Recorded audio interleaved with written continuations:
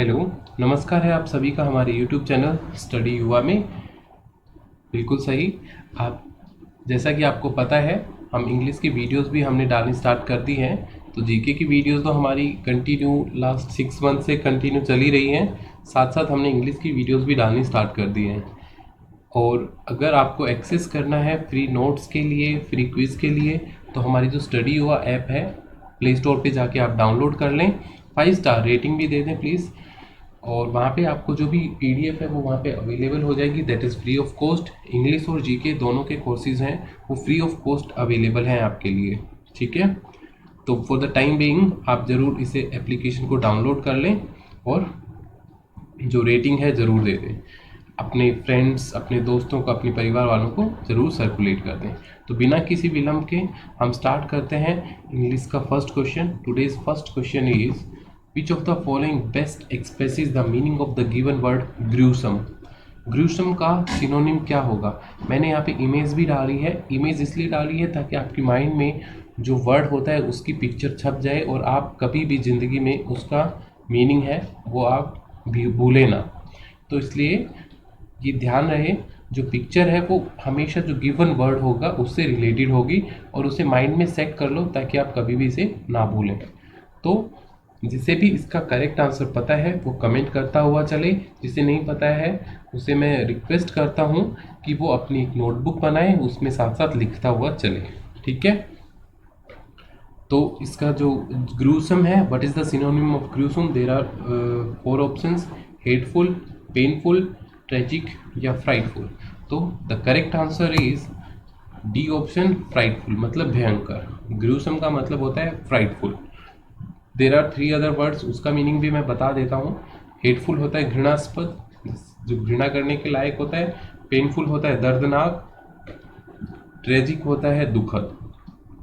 देखो कि मैं एक क्वेश्चन है उससे रिलेटेड हम कम से कम 4 से 5 वर्ड्स कर लेते हैं। तो मतलब 1 क्वेश्चन कैरीज 5 क्वेश्चंस। मतलब आप एक क्वेश्चन जब प्रिपेयर करते हैं तो उसके साथ आपके 5 क्वेश्चन प्रिपेयर हो जाते हैं।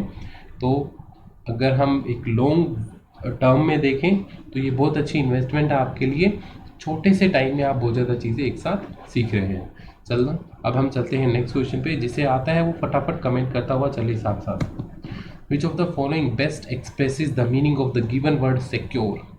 सिक्योर का करेक्ट सिनोनिम क्या होगा। What is the synonym of secure.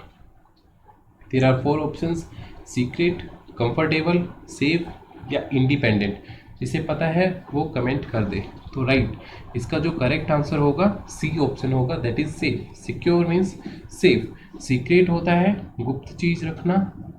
Comfortable होता है आरामदायक। इंडिपेंडेंट होता है स्वतंत्र। ठीक है, चलते हैं क्वेश्चन नंबर 3 पे। Third question is what is the synonym of the word tyranny.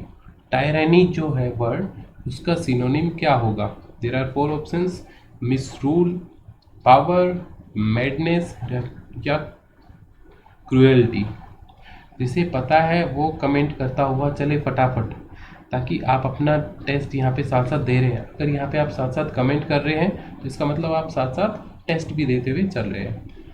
तो टायरेनी का जो करेक्ट सिनोनिम होगा, जो सेम उसका मीनिंग होगा, that is cruelty. D option, that is क्रूरता।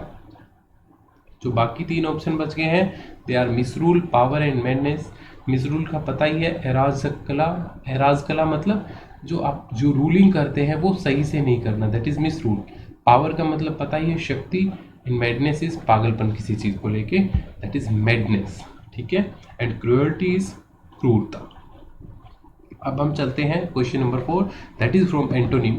Question 4 is which of the following word opposite in the meaning of the given, opposite to the meaning of the given word start। Start का antonym क्या होगा। बिल्कुल easy question पूछा है। Close, shut, and या finish. बिल्कुल, close, shut, and या finish. बहुत ही ज़्यादा क्लोज मीनिंग है इन चारों ऑप्शंस में। जिसे करेक्ट आंसर पता है वो कमेंट कर दे। फिर चेक करना आपने जो कमेंट किया था वो सही है कि नहीं। बिल्कुल, स्टार्ट का एंटोनिम, स्टार्ट का ऑपोजिट वर्ड होगा फिनिश। देखो बहुत थोड़ा थोड़ा अंतर है इन सब में। क्लोज होता है बंद करना किसी चीज़ को, किसी चीज़ का स्टॉप करना। शट होता है दरवाज़ा बंद करना या विंडोज़ शट करना, जो दरवाजे और ऐसी चीज़ें जो बंद करते हैं, जो जिनमें मूवमेंट होती है, दैट इज शट। उसके बाद एंड फिनिश। देखो इसका जो करेक्ट आंसर है वो फिनिश है, मतलब समाप्त करना। अच्छा, एंड और फिनिश में बड़ा ही छोटा सा डिफरेंस है। एंड होता है किसी चीज़ को टर्मिनेट करना, टर्मिनेट करना मतलब वो बिल्कुल वहाँ पे चीज़ ख़त्म हो गई, अभी वो उससे आगे बढ़ने के चांसेस नहीं है, या होंगे भी तो काफ़ी टाइम तक उस चीज़ की कोई रिक्वायरमेंट नहीं है, वो बहुत दिन बाद रिपीट होगी वो चीज़। फिनिश होता है एक पर्टिकुलर चीज़ एक छोटे से टाइम के लिए चली चली और वो ख़त्म हो गई, है ना, उसका एक टाइम था तब वो चली और वो ख़त्म हो गई। जैसे हम रेसिंग जब स्टार्ट करते हैं, जब रेस लगाते हैं, तो जब कंपटीशन होता है तो रेस फिनिश होती है, क्योंकि वो बहुत ही लिटिल टाइम के लिए चीज़ चलती है।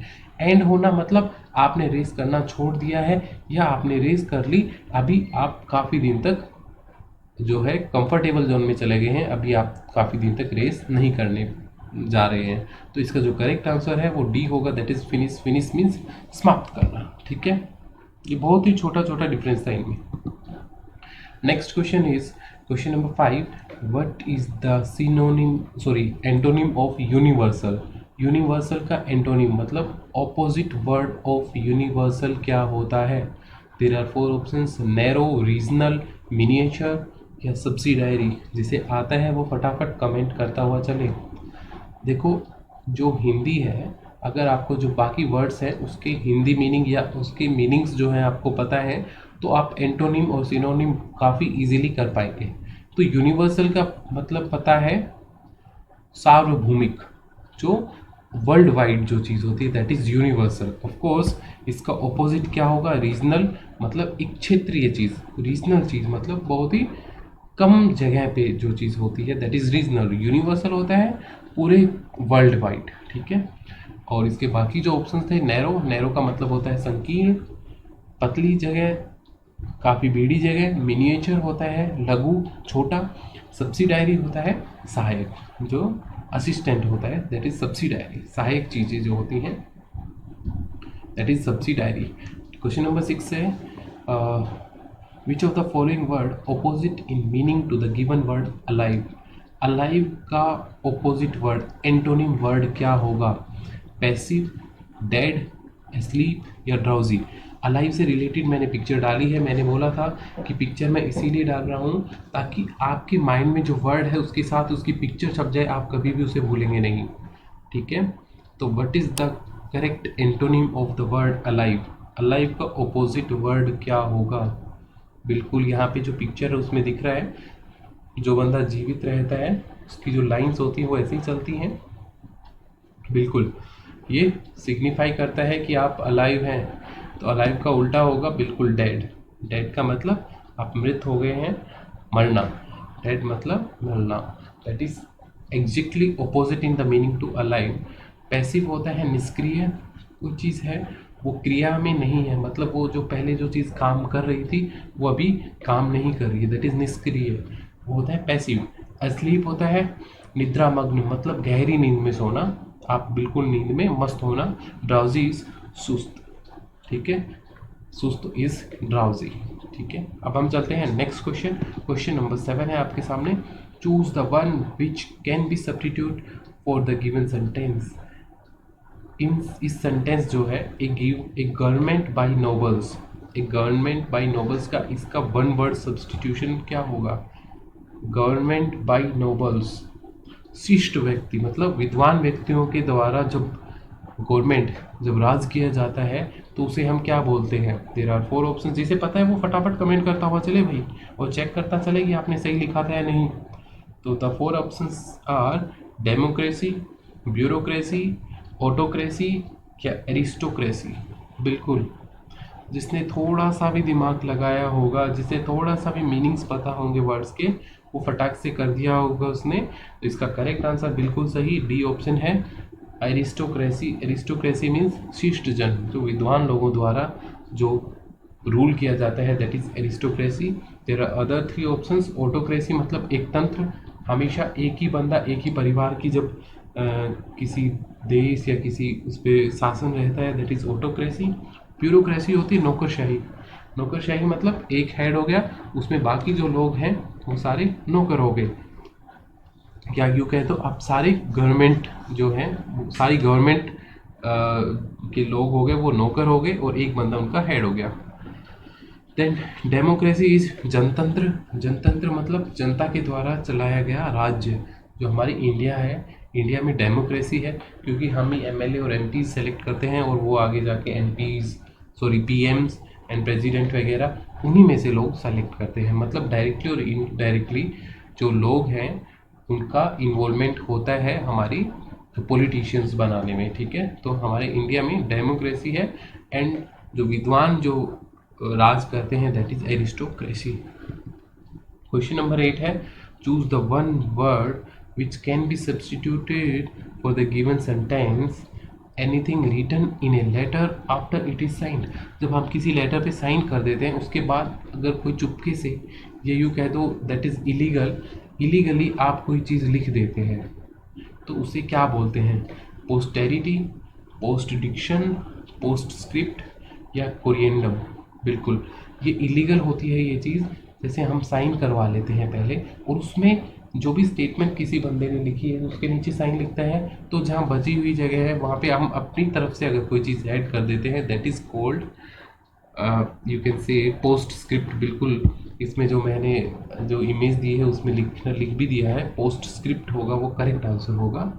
और इसके बाकी जो वर्ड्स है पोस्टेरिटी इज़ भावी पीढ़ी, आने वाली जो पीढ़ी है उसे कहते हैं भावी पीढ़ी को पोस्टेरिटी।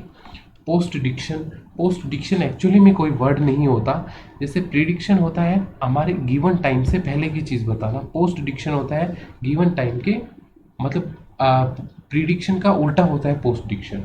अब आप जो भी आप इसे समझें, प्रिडिक्शन मतलब जो चीज़ होने वाली है उससे पहले ही हम बता दें, पोस्ट डिक्शन जो हो चुकी है उस चीज़ के बारे में हम बताएं, है ना। जैसे हमारे कोई जो भविष्यवाणी वगैरह जो करते हैं वो बताते हैं कि बचपन में आपके साथ ये हुआ था, दैट इज़ पोस्ट डिक्शन, और एक्चुअल में ये कोई वर्ड है नहीं।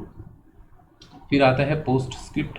पोस्ट स्क्रिप्ट होता है परिशिष्ट भाग, मतलब जब कोई भी लेटर या कोई भी चीज़ लिखी जाती है उसके साइन करने के बाद अगर हम कोई चीज़ ऐड कर देते हैं that is called post script.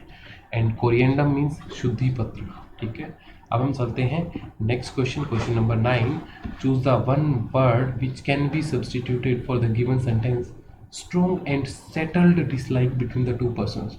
दो लोगों के बीच में कठोर और बिल्कुल फिक्स जो डिसलाइक होता है वो एक पर्टिकुलर चीज़ को या वो आपस में एक दूसरे को बिल्कुल नापसंद करते हैं, मतलब ओपोजिट होते हैं, उन्हें क्या बोलते हैं? एपैथी, हेटर्ड, एंटीपैथी या एनिमसिटी?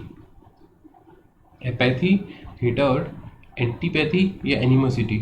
बिल्कुल इसका जो करेक्ट आंसर है वो एंटीपैथी है। एंटीपैथी मतलब होता है विरोधाभाव, विरोधाभास।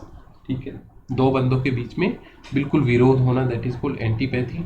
हेटर्ड मतलब नफरत होना। देखो विरोध और नफरत इज डिफरेंट थिंग। एंटीपैथी मतलब होता है विरोध होना, किसी पर्टिकुलर चीज़ पे दोनों लोग सहमत हो ही नहीं सकते। और हेटर्ड होता है नफरत करना, मतलब उन्हें एक दूसरे को देखते ही उन्हें ये लगता है यार ये बंदा मेरे सामने क्यों आ गया, that is hatred. Apathy is उदासीनता, उदास होना। एंड एनिमोसिटी इज किसी से बैर बांधना, बैर करना। Last question of the today's video is choose the one word which can be substituted for the given sentence a person who has no money to pay off his debts। Debts बोलेंगे इसमें B silent होता है। एक बंदा जिसके पास money नहीं होता है, जो उसने कर्ज लिया है उसे उतारने के लिए, तो उसे क्या बोलते हैं? जैसे काफ़ी कंपनियां हैं वो क्या हो जाती है, कहते हैं ना कि दिवालिया घोषित होगी, तो बेसिकली ये दिवालिया की ही बात करता है। तो डेटर, पॉपर, बेगर या इंसॉल्वेंट, देयर आर 4 ऑप्शंस। जो अपने ऋण चुकाने में, कर्ज चुकाने में असमर्थ हो उसे हम क्या बोलेंगे? जिसे पता है वो फटाफट कमेंट करता हुआ चले भाई। डेटर, पॉपर, बेगर या इंसॉल्वेंट? बिल्कुल सही, इसका जो करेक्ट आंसर होगा वो इंसॉल्वेंट होगा, जिसे हम कहते हैं दिवालिया घोषित होना, इंसॉल्वेंट। बिल्कुल, और जो बाकी 3 वर्ड्स है ये उनके मैं मीनिंग बता देता हूँ। डेटर होता है DEBTOR, ये ध्यान रखना, इसका बी साइलेंट होता है। डेटर का मतलब होता है ऋणी, जिसके ऊपर ऋण हो।